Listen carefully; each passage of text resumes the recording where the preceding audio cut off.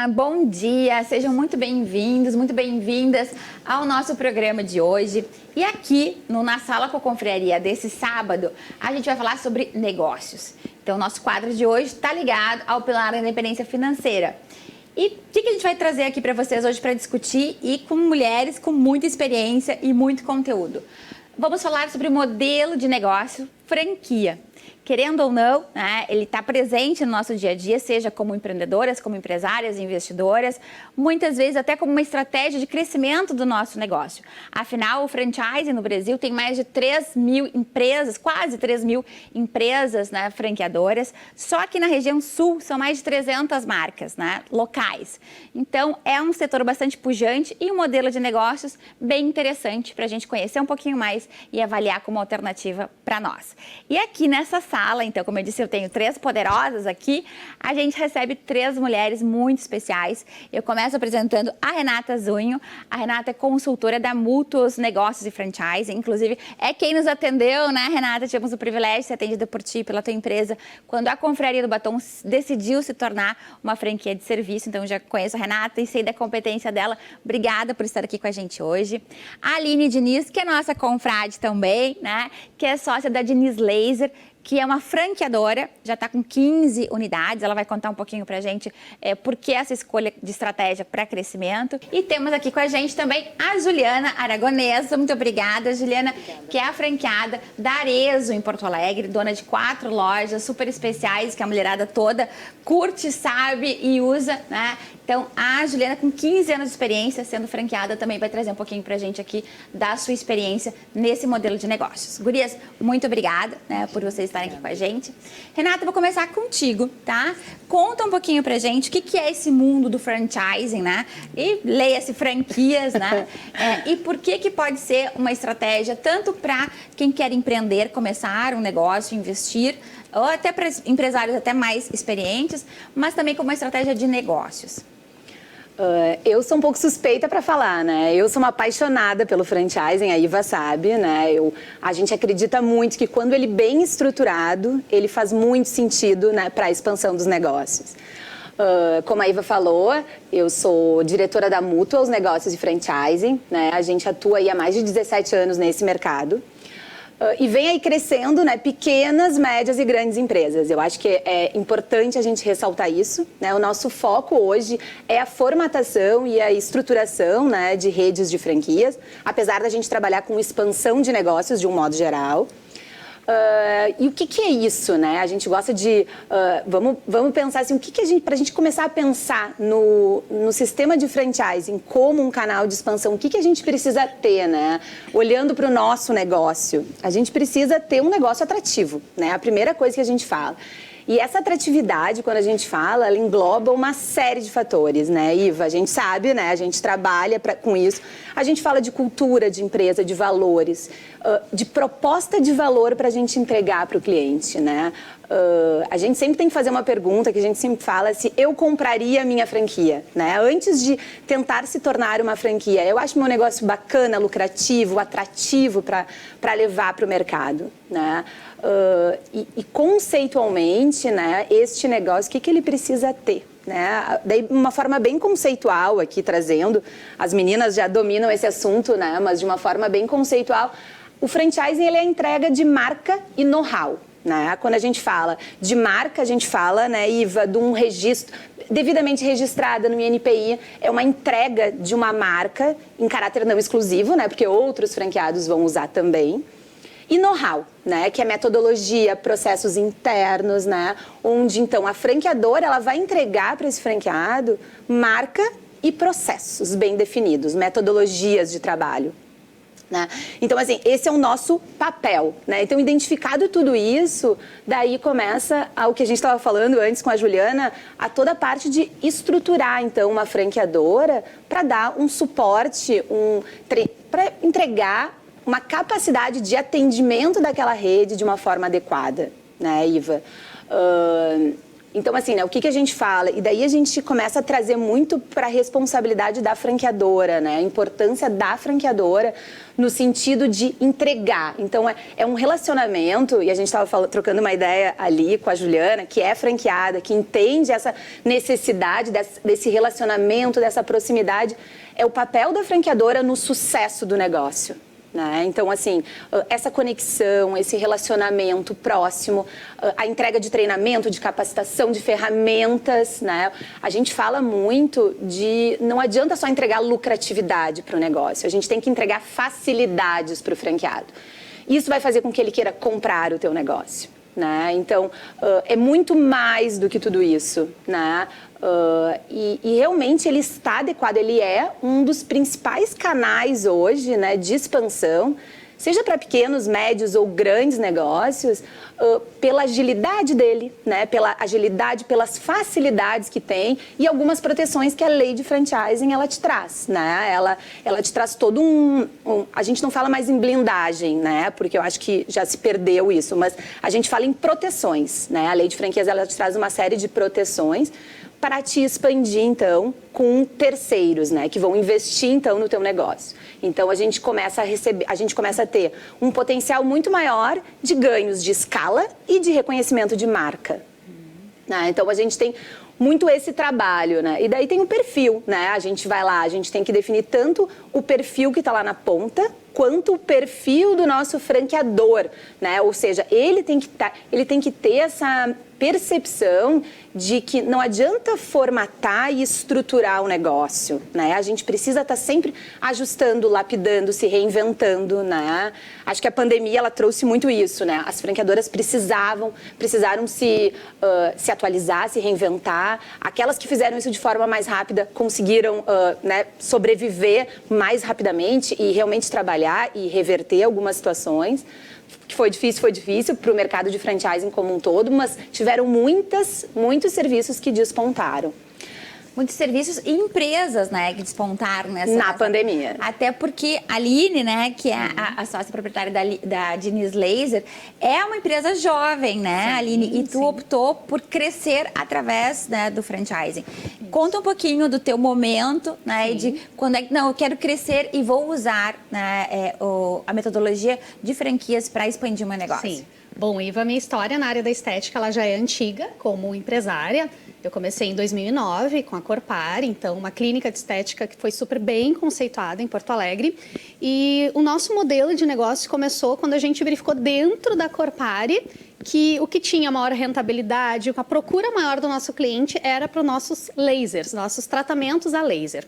Então, quando eu fui formatar um modelo de franquia, eu vi a necessidade de trazer para o mercado uma inovação, porque clínica de estética já tinham várias, clínicas de depilação a laser também já tinham várias, então eu pensei em formatar algo inovador. E por que não uma clínica de estética especializada em tratamentos estéticos a laser?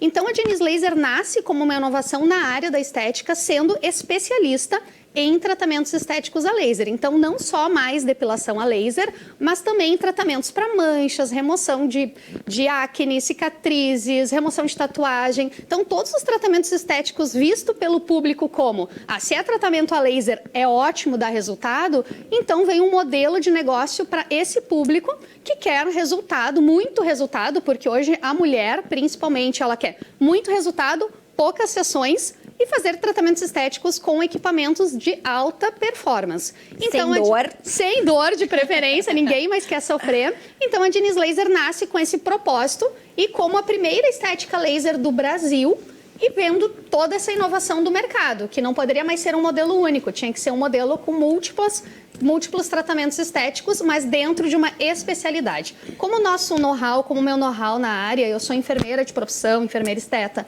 era dentro do laser, resolvi trazer para o mundo de franchise, então, uma estética a laser.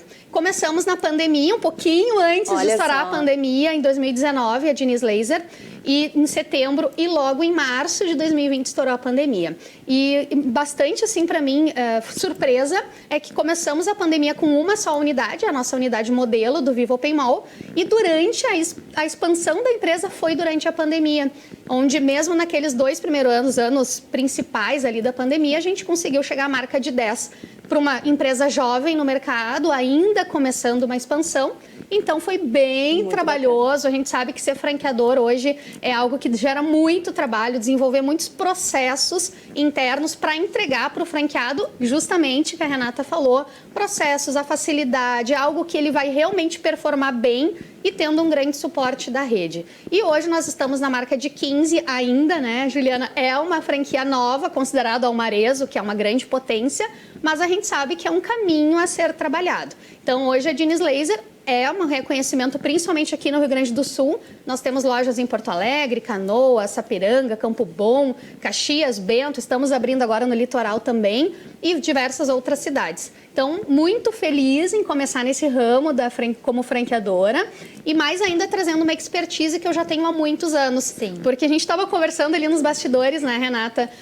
Não é montar um modelo de negócio, tu tem que ter muita expertise para passar, muito know-how a ser transferido para o franqueado. Porque é isso que o franqueado espera quando compra uma franquia. Ele quer comprar o teu know-how, ele paga pela marca e por tudo aquilo que ele vai receber da franqueadora. Então, esse é o nosso caminho, é isso que a gente busca, entregar sempre a encantamento aos clientes, mas tecnologia de ponta e um diferencial na área da estética. Aí. Perfeito.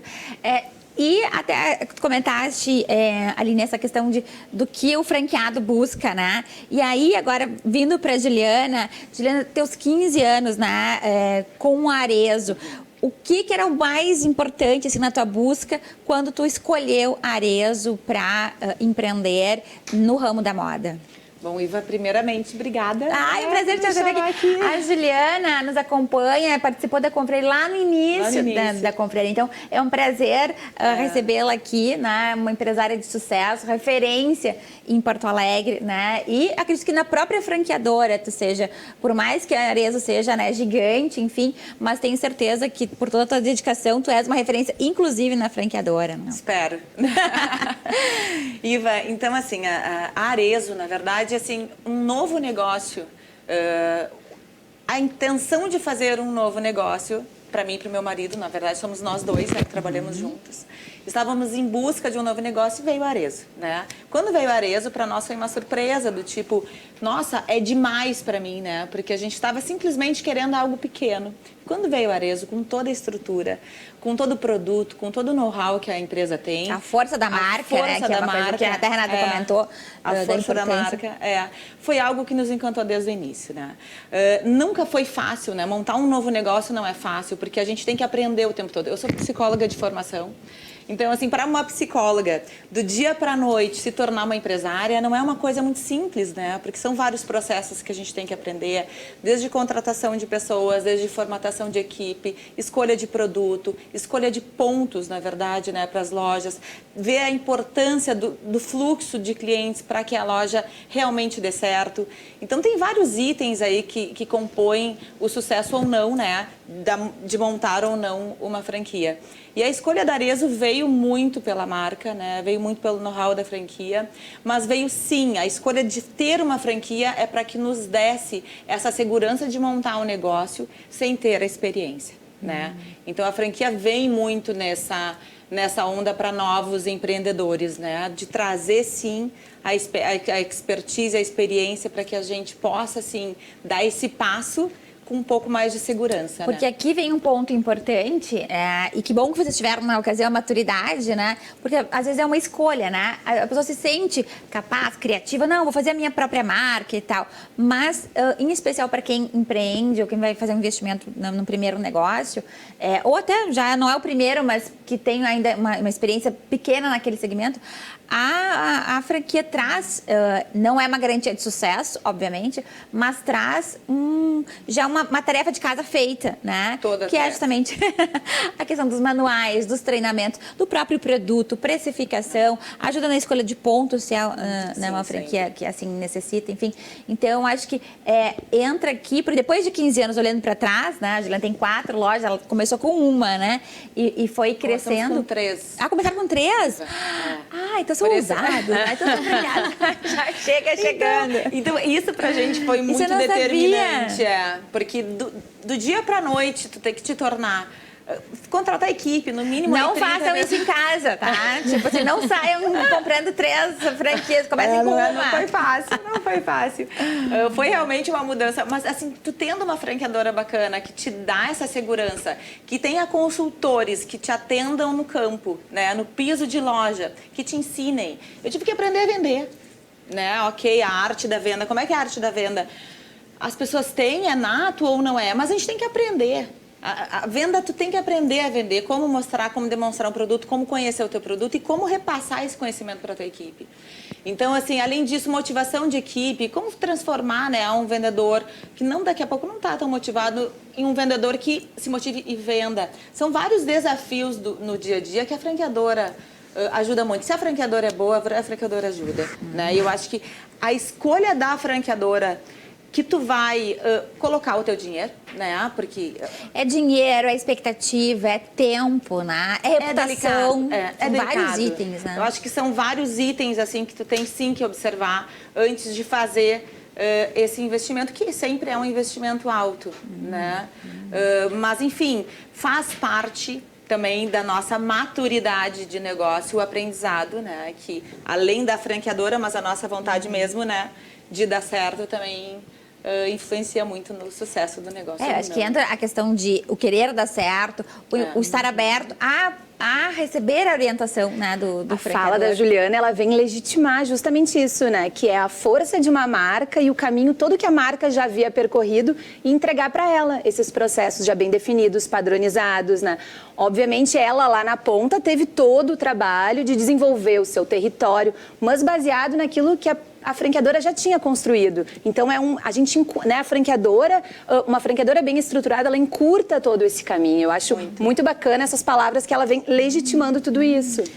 E no caso da Aline também, essa questão do nicho também, acho que é uma coisa bem importante, porque se a gente pegar beleza, bem-estar e saúde, moda, são grandes segmentos dentro do franchising, né? A alimentação, o food service em especial, ou seja, tem muita gente concorrendo, né? Então, se realmente não tiver uma diferenciação, todo um cuidado, uma marca forte, né, mais tradicional. Então, quando se for fazer escolha, muitas vezes, por uma franquia, né, como oportunidade de negócio, ou quando você quiser expandir o seu negócio, se tornando, né, um franqueador, entram essas questões, né, que são desafiadoras, né, mas viáveis. E outra coisa que a gente estava comentando antes, Iva, é perfil, né? Eu acho que sempre quando a gente vai escolher um franqueado e o franqueado escolher a franqueadora, tem que se identificar com o produto, mas tem que ter o perfil para o negócio. Né? Não adianta simplesmente do nada tu abrir um negócio sem expertise, sem experiência, sem o olhar do negócio, porque é um risco constante, né? Então, saber com quem tu saber quem tu tem do lado faz total a diferença para o que tu tá aí empreendendo. Né? Eu acho que essa questão do se conhecer, né? Sim, seja franqueado, franqueador, como tu comentaste, ou vice-versa. Na confraria, inclusive, a gente colocou um processo seletivo bem rigoroso, rigoroso demais. A gente vai até para numerologia. A gente faz perfil comportamental, faz mapa numerológico, além de toda a questão técnica, né? Obviamente. Mas porque é importante essa identificação. E no nosso caso, como é uma franquia unipessoal, é serviço, mais ainda precisa estar alinhado com os nossos valores e tal. Então, a importância disso... E aí, eu acho que vai, quem é empreendedor ou investidor, do autoconhecimento, né? Que a gente bate sempre, que fala em empreendedorismo, bate nisso. O que eu gosto, o que me motiva, o que eu espero, né, do meu parceiro, seja ele franqueador ou franqueado. E a minha aversão ao risco, porque, como a gente fala também sempre, a franquia, ela te dá um caminho andado, né? Ou uma boa parte, como a Juliana falou. Mas existe um risco, né? Não é porque estou me tornando uma franqueada de uma marca consolidada, enfim, que meu risco é zero. Não, ao contrário, o risco está inerente. Talvez ele fique um pouco menos minimizado, porque tu já vai ter ali uma experiência, né, de uma marca. Mas o risco existe sempre, né? Uma dica que para mim foi muito importante, Iva, eu acho que sempre que um novo franqueado, uma pessoa física quer se tornar jurídica, é entrar em contato com os franqueados da marca, né? É ligar para os franqueados. A ABF, ela fornece a lista dos franqueados, né, para que a gente possa entrar em contato com os já franqueados e saber da experiência. Saber se está sendo uma boa experiência, se efetivamente é um bom negócio, se aquilo que a franqueadora está prometendo entregar, de fato entrega. Então, essa investigação antes de optar e assinar lá o contrato faz muita diferença. Então, assim, isso para a gente fez muita diferença. É indispensável, eu diria, isso que a Juliana falou. Circular de oferta de franquia. É obrigatório ter lá a lista, né, com contato de telefone, contato de e-mail de toda a rede, né, de toda a rede de franquias. Então, ou seja, a gente tem acesso, né, a circular de oferta de franquia, ela é entregue antes, né, de assinar qualquer documento. 10 dias antes do contrato. Isso aí. A Iva já sabe tudo. Mas isso é muito importante. Relevante. A Aline estava agora na feira de franquias recentemente, né, Aline? Isso. E como é que tu viu o mercado das pessoas procurando a franquia como uma alternativa de negócio? O que eu vejo hoje dos investidores, né, das pessoas físicas querendo se tornar jurídica, elas justamente buscam a franquia pela questão segurança, mas elas querem muito se identificar com o negócio que elas estão procurando. Então, eu noto assim, que mesmo no mercado da estética, que é um mercado teoricamente feminino, tem muito investidor também procurando homem, porque ele vê a questão da rentabilidade do serviço da área da estética e do crescimento como um todo nessa área. Mas a gente nota que mesmo na feira, que tem múltiplos ali franqueadores, de múltiplos tipos de negócios diferentes, que a procura vem sendo muito grande. As pessoas querem investir, mas elas estão com muito receio de investir num negócio próprio devido a tudo que está acontecendo, ao país, as grandes instabilidades econômicas. Então, a pessoa quer um modelo mais formatado, ela quer começar certo, com mínimo risco de errar. Que é isso que quando a gente abre o próprio negócio, a gente, né, sobe, desce, sobe, desce, sobe, desce, até encontrar um modelo ideal. Então, eu vejo isso, a pessoa procurando algo que se identifica, mas principalmente algo com menor risco e com uma maior rentabilidade no negócio. É isso que eu notei durante a feira mesmo. Iva, só complementando, assim, com relação ao mercado, o mercado de serviços, né, de franquias, o segmento de serviços veio crescendo muito nos últimos anos, né? Esse é um dado, antes era muito mais focado em alimentação, produto, e os serviços, eles tomaram uma fatia bem importante do franchise. Até esses dias eu vi um artigo no site da BF, que era também sobre isso, sobre que os serviços estão se estruturando melhor, sim, né? Perfeito. Até para se tornar uma franquia, há essa necessidade, obviamente, mas que tem feito até algo positivo para o segmento, que é justamente organizar e dar mais formalidade, inclusive, né, aos serviços. Tá ótimo aqui o nosso papo, né? Tem muito que aprender com essas três mulheres, né? Empreendedoras e trabalhadoras, porque esse trio trabalha, inclusive para ter a agenda delas, né? Foi complicado. Então, pessoal, fica aqui a nossa dica, né, de franquia como uma opção, tanto para crescer o seu negócio, se você já está mais estruturado, já tem mais experiência, buscar, inclusive, como a gente fez, nós fomos para o Sebrae, buscar apoio para essa estruturação, né? Então, esse é um caminho se você quer crescer e se você quer fazer um investimento, né, quer se tornar um empreendedor, quer ir para um segundo negócio, enfim, e quer ver como uma franquia como uma oportunidade para você. Então, aqui tem várias dicas, né? Revisite, né, esse nosso quadro, acessando, inclusive, o nosso canal do YouTube. Gurias, muitíssimo obrigada por vocês estarem aqui conversando sobre esse tema. Eu sempre falo de negócios, eu adoro, né? Então, a gente entraria programa dentro, mas tem muita coisa legal vindo por aqui. Então, fique ligado, no próximo bloco tem mais coisa boa pra gente. Um beijo, até mais.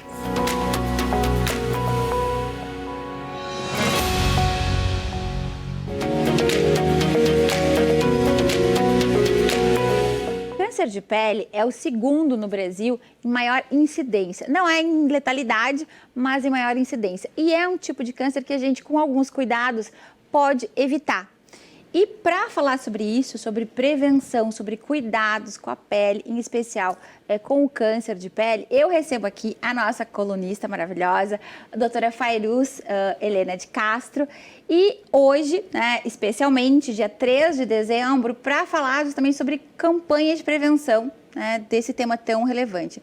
Bem-vinda, doutora Fairuz. Muito obrigada, Hoje, Iva. então, esse sábado de sol, né, dia 3 de dezembro. O que acontece hoje? Por que é uma data importante? Então, hoje nós estamos celebrando o Dezembro Laranja, né?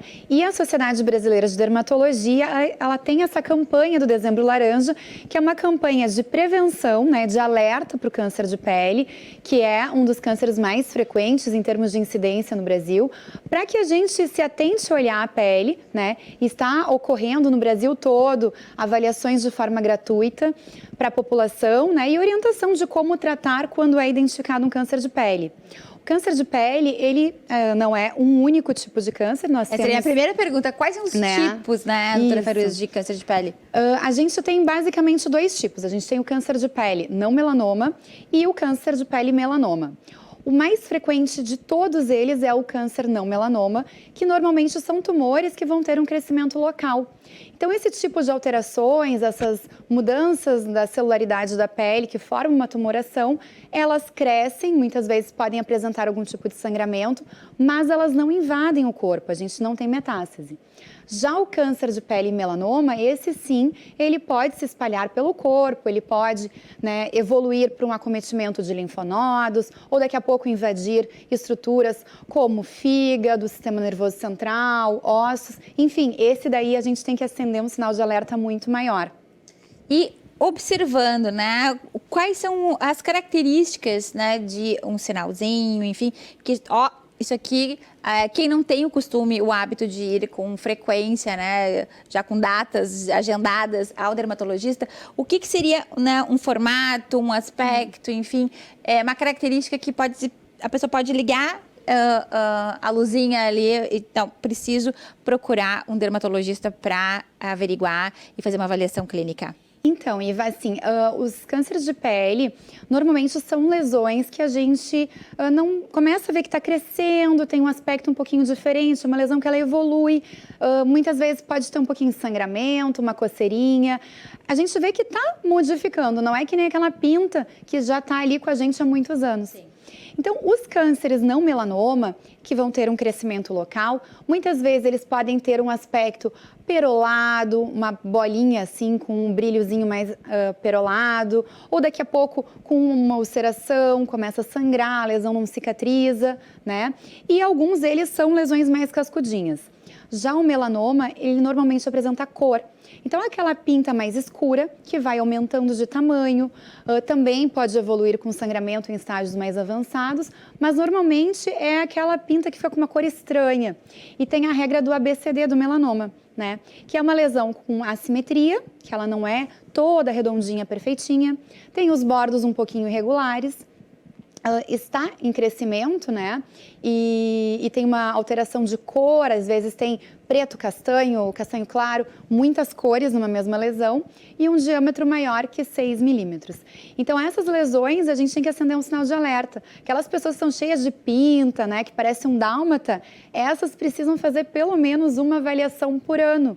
Uma dermatoscopia completa, que é aquele exame que a gente faz no consultório, nós dermatologistas temos o hábito de fazer, que é um mapeamento, a gente realmente vê pinta por pinta com o dermatoscópio, que é um aparelho que ele amplifica em 10 vezes as lesões, e aí a gente tem alguns indicativos se uma lesão ela tem um aspecto de benignidade ou malignidade. Daí, fazendo essa avaliação, a gente pode propor para o paciente uma biópsia ou muitas vezes a própria remoção da lesão, né, para tratamento. Sim, aí já é uma análise, né, do profissional. E o que a gente pode fazer para prevenir? A gente sabe que não saia no sol, né? Porque isso, infelizmente, não é possível. Mas que cuidados a gente tem que ter para prevenir? Um slogan de uma das campanhas do Dezembro Laranja da Sociedade Brasileira de Dermatologia era: se exponha, mas não se queime, né? Se proteja. Isso aí, acho que resume. Use filtro solar. Né?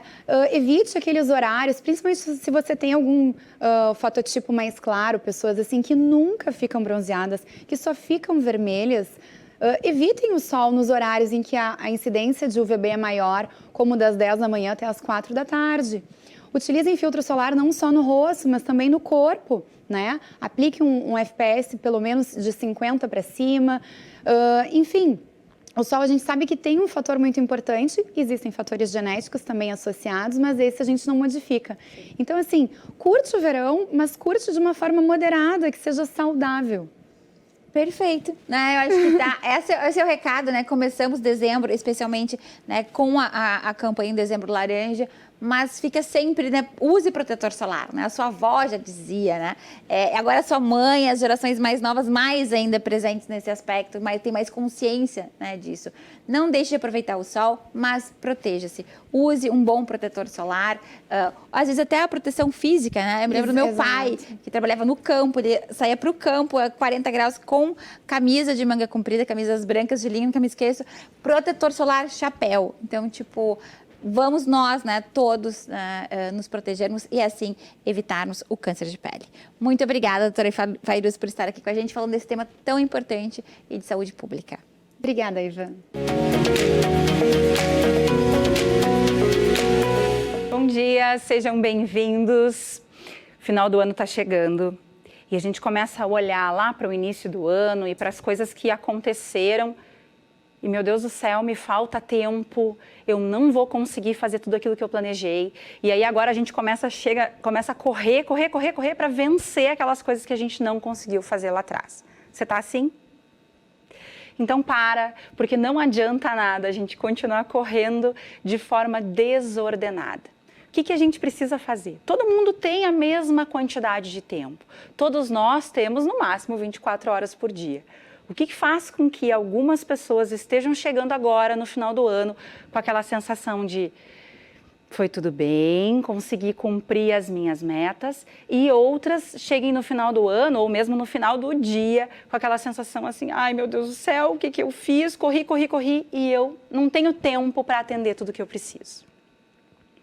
Então, eu tenho uma boa notícia para você. Você tem tempo. Mas você precisa organizar esse tempo para que você consiga, de fato, atender as suas prioridades e fazer aquilo que é importante para o teu crescimento. Então, do que a gente vai falar agora? A gente vai falar sobre planejamento.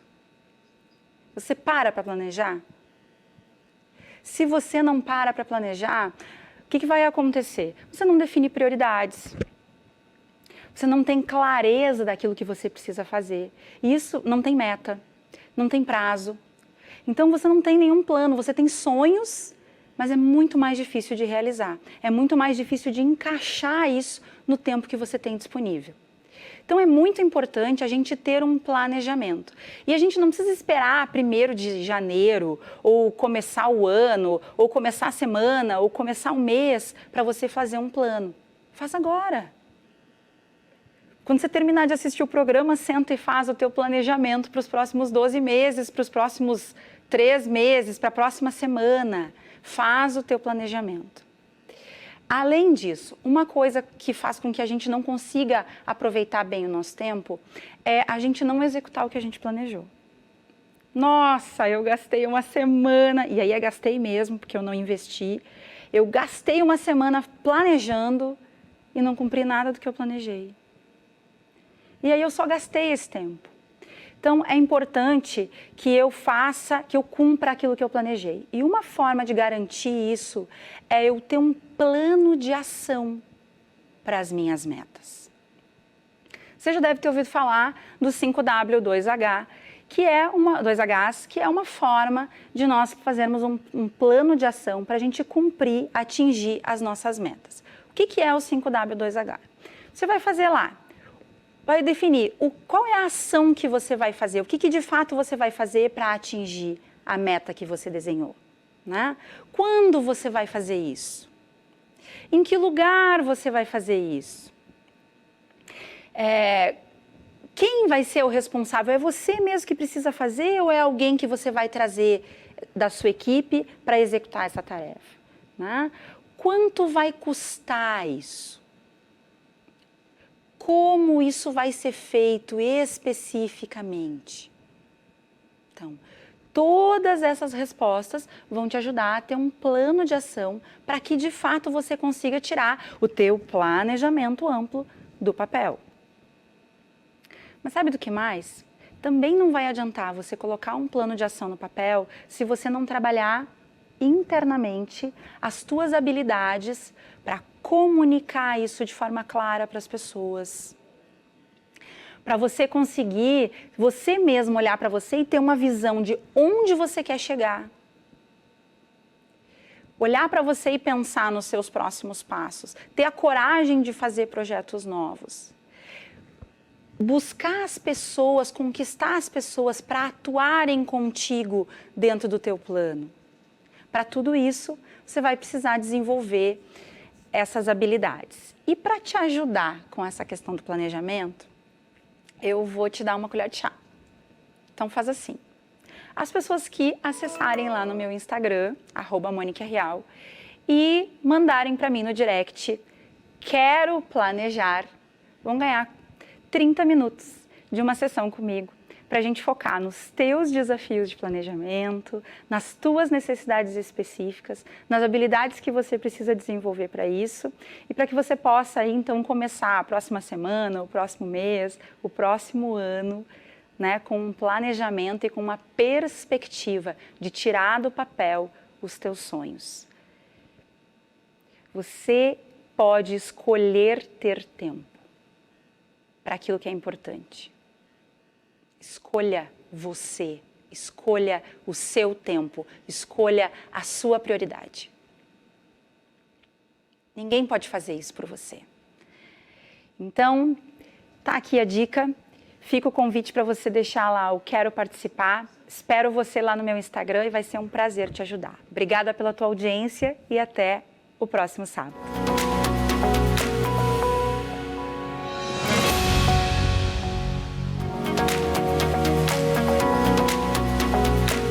Hoje é dia que a gente tem aqui Livro Vivo.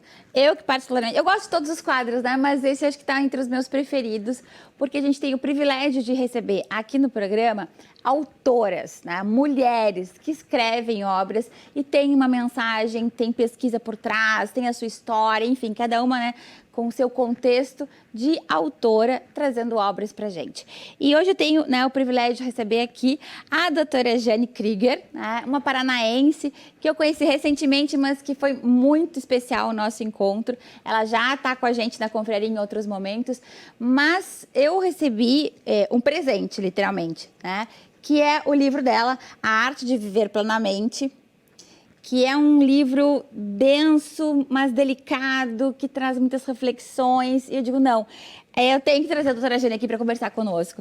Muito bem-vinda, doutora Jane. Ela tem um currículo invejável, gurias. Ela é psicanalista, psicopedagoga, escritora, professora e pesquisadora do Laboratório de Política, Comportamento e Mídia da Fundação de São Paulo, da PUC de São Paulo.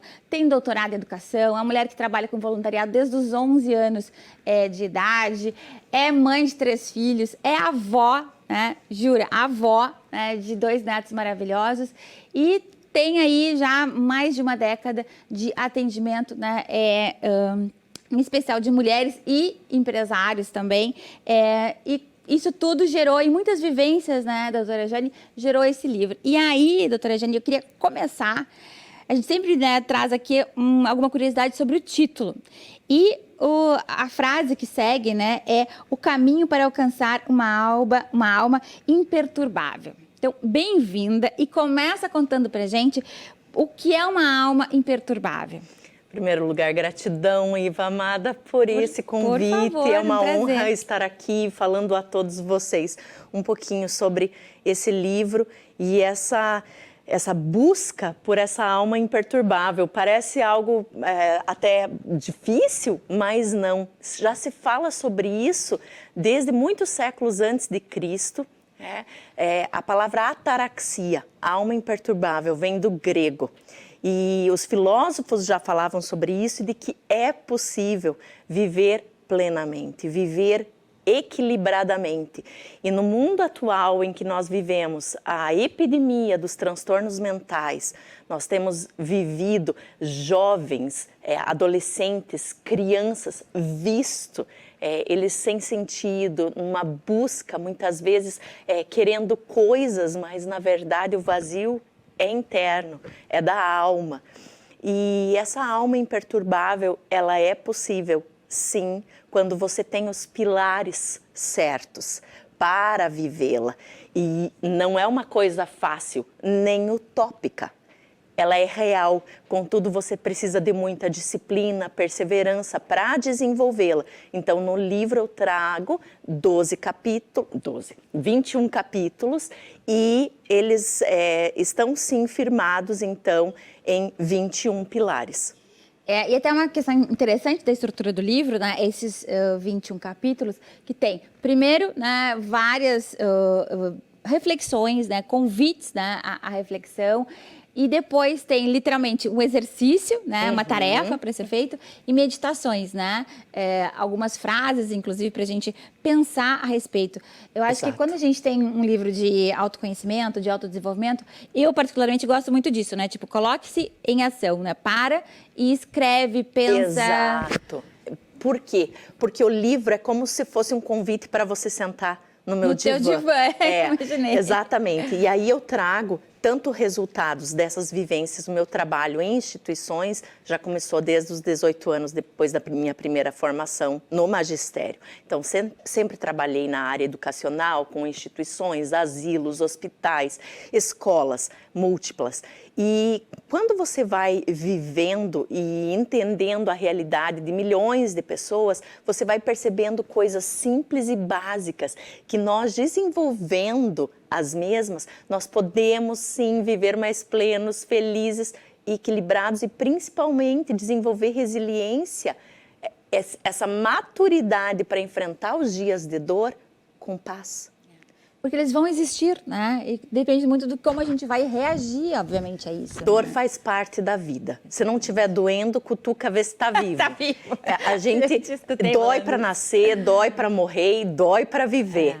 Então, a sabedoria em adquirir essa resiliência para enfrentar a dor, sem se desesperar, sabendo, primeiro, administrar o seu tempo. O tempo é a maior riqueza que nós temos. Fala um pouco sobre a questão do tempo. Tempo não é dinheiro, tempo é vida, né? E a questão da morte. A morte está muito presente. Esse livro fala sobre como viver plenamente, mas para você viver pleno, você precisa entender e pensar sobre a morte. E esse livro nasce com a morte. Então, morre uma das principais pessoas da minha vida. Cita ela no início, né? Isso, e agradece. É ela que eu dedico esse livro. Ela é como se fosse minha segunda mãe. E ela, após morrer, então, 7 dias após a morte dela, eu começo a escrita desse livro com o 21º capítulo, onde eu falo que você não é o que você tem, você é a marca que você deixa, as lembranças que ficam. Porque no mundo que nós vivemos hoje, corremos tanto atrás daquilo que se pega, de diplomas, e não que isso não seja importante. Eu sou um exemplo de que sempre busquei o aperfeiçoamento, mas para quê? Para me sentir melhor ou para me achar? Não, para eu ser melhor, para servir melhor. Então, acerca do que é a nossa vida? E eu fui percebendo através das pesquisas, através de pessoas que impactaram realmente o mundo. Não existe pessoa que faça algo grande na Terra que não tenha passado por grandes sofrimentos. Alguma dificuldade. A vida é marcada por muita dor nessas pessoas, e a diferença é o que elas fizeram com a dor. Porque nós podemos amargar ou adoçar, né? Melhorar ou piorar, e a escolha é nossa. Então, o que fazemos da dor, como enfrentamos os relacionamentos, como nos relacionamos, como o amamos, como nos entregamos. E tudo isso é a escrita diária nossa, do nosso livro da vida. Né? O verdadeiro legado, porque quando nós partirmos, porque sabe o que eu penso, Iva amada, o dia que você morrer, quando os nossos familiares, quando as nossas amigas, quando as pessoas que conviveram conosco receberem a ligação dizendo, a tua amiga, né, tua irmã faleceu. Como que as pessoas vão reagir? E essas perguntas difíceis que eu faço, que às vezes a gente não para pensar. Será que elas vão sentir alívio? Será que elas vão sentir a dor da saudade já começando a apertar? Porque realmente nós somos aquilo que nós inspiramos no outro. É motivação? É esperança? É vontade de viver? Porque é ou não é, Iva? Tem pessoas que a gente senta junto e você sai meu Deus, que peso, parece que saiu toda a energia. E tem outras pessoas que, quando elas deixam a tua presença, você se sente assim, super energizada. Né? Exato, com vontade de viver, com vontade de fazer teus sonhos acontecer. Ela, por exemplo, ela é um caso bem específico. Então, é pura luz. É isso. E então a gente começa a arrumar a vida, entender que muitas vezes aqueles problemas que são passageiros, né? Não é isso, não é acerca disso, mas é acerca de você viver plenamente cada momento, principalmente os momentos à mesa. E isso eu tento resgatar aqui, que é a minha tese de doutorado. A importância da mesa, pasmem, na formação da identidade das crianças, na formação do superego, que é a nossa voz da consciência, que é saber o que é certo, o que é errado, na questão dos relacionamentos. E aí uma das frases que eu trago aqui é: nós não perdemos os nossos filhos na rua, nós perdemos os nossos filhos em casa. E olha lá, na mesa, porque esquecemos da importância dela. Vocês viram quanto, só de escutar aqui nesses minutinhos, a doutora Jane, vocês já repararam o quão interessante é o livro dela, as palestras, enfim, tem muita coisa também disponível nas redes sociais, no YouTube, enfim, mas o convite é para o livro, porque eu concordei plenamente quando o Rafael Jacobsen, né, o presidente da Academia Rio Grandense de Letras, que fez o prefácio do teu livro, tem uma partezinha que ele diz aqui que o livro da doutora Jane não é um livro, um manual, não é receita, não tem dicas. Ele é quase que uma bússola, né? Um convite a gente fazer reflexões, a reconsiderar, a acolher perguntas difíceis, né? E aí, obviamente, ela como psicanalista tem já esse dom, né, das perguntas para nos fazer refletir. Então, fica o convite para que vocês leiam, né, e acessem mais conteúdos da doutora Jane Krieger. Muitíssimo obrigada. É curtinho o nosso bate-papo aqui, doutora Jane, mas é para justamente a gente incentivar, né, a leitura e conhecer um pouco mais, né, os bastidores, né? Muitíssimo obrigada. Gratidão. Pela gentileza de estar aqui com a gente hoje. Esperamos em outros momentos, porque a doutora Jane tem muito conteúdo especial para mulheres. Então, já fica o convite para uma próxima vinda aqui em outro quadro. Gratidão. Muito obrigada. Iva, continue sendo essa mulher de luz, essa mulher que traz essa gana, essa vontade de lutar, de ser e de viver para milhares de mulheres. Nossa. E que o mundo continue abrindo portas e portas para ti, de luz, Muito obrigada de vida boa. para nós todas. Gratidão. Nós todas. Obrigada, pessoal. Sigam por aqui, que, como sempre, tem muita coisa legal ainda nesse programa de hoje. Beijo.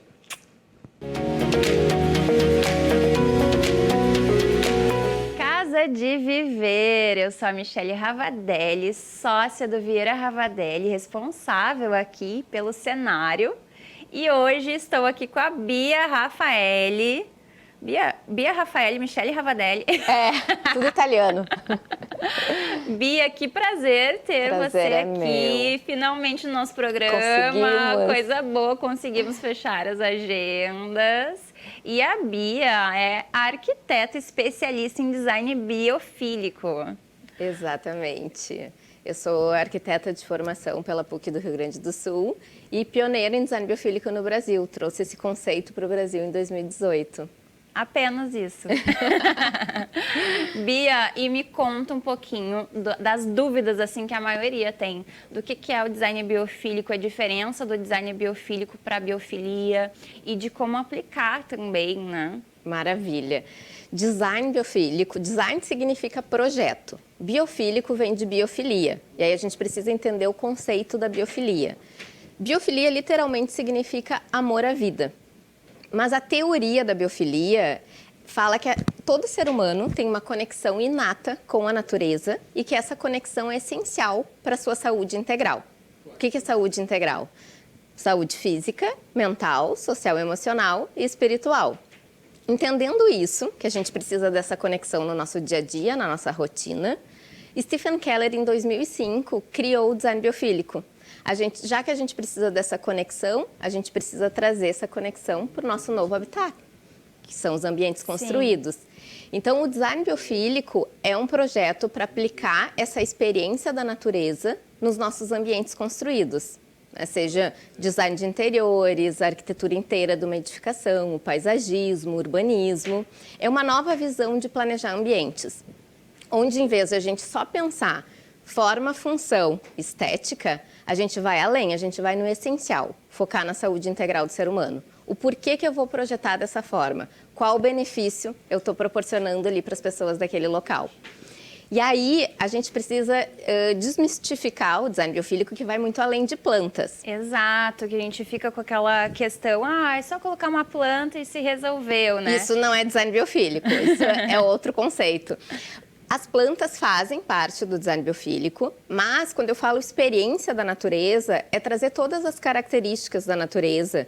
E aí a gente vai falar de luz natural, ar puro, clima, as plantas, animais, o fogo, a água, a natureza direta, natureza indireta, materiais naturais, cores naturais, formas e geometrias naturais, imagens da natureza, a riqueza de informação, que é tão importante para o nosso desenvolvimento cognitivo, para os nossos neurônios, a nossa neuroplasticidade, e que não o minimalismo, né? Oposição ao minimalismo.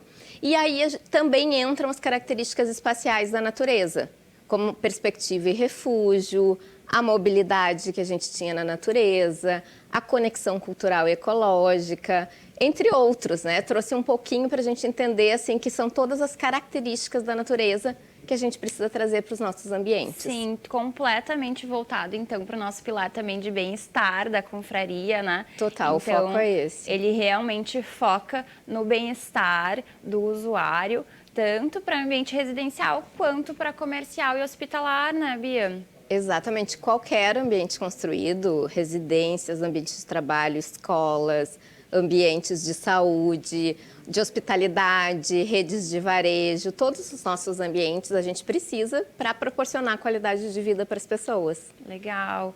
E tem também essa questão da fome de estímulos, fome de sensações, né? Como é importante que a gente tenha todos esses artifícios a nosso favor no ambiente para que também todas as nossas características visuais, sensoriais sejam respeitadas e estimuladas, né, Bia?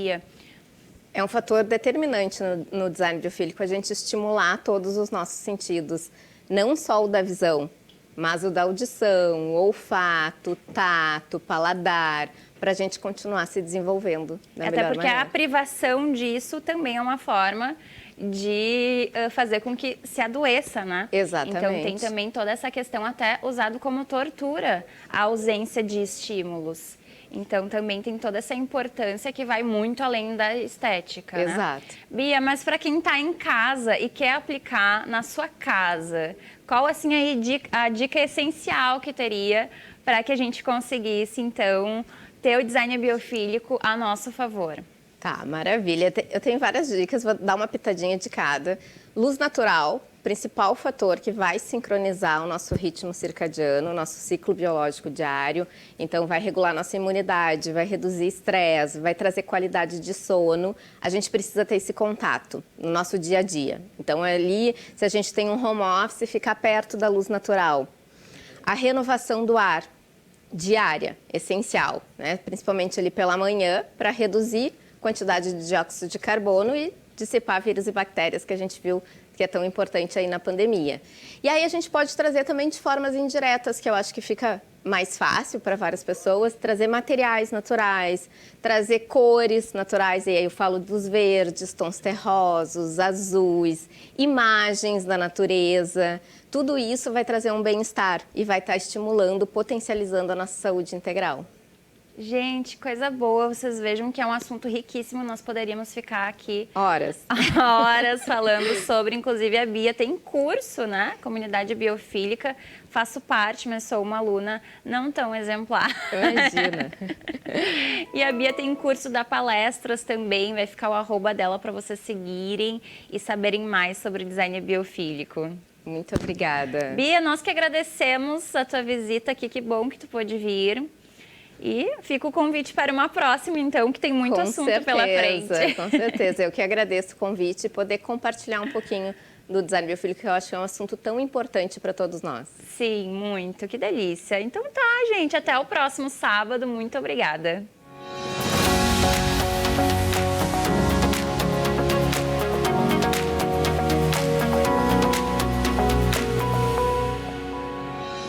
Estamos chegando ao final de mais um programa da Confraria do Batom aqui na RDC TV.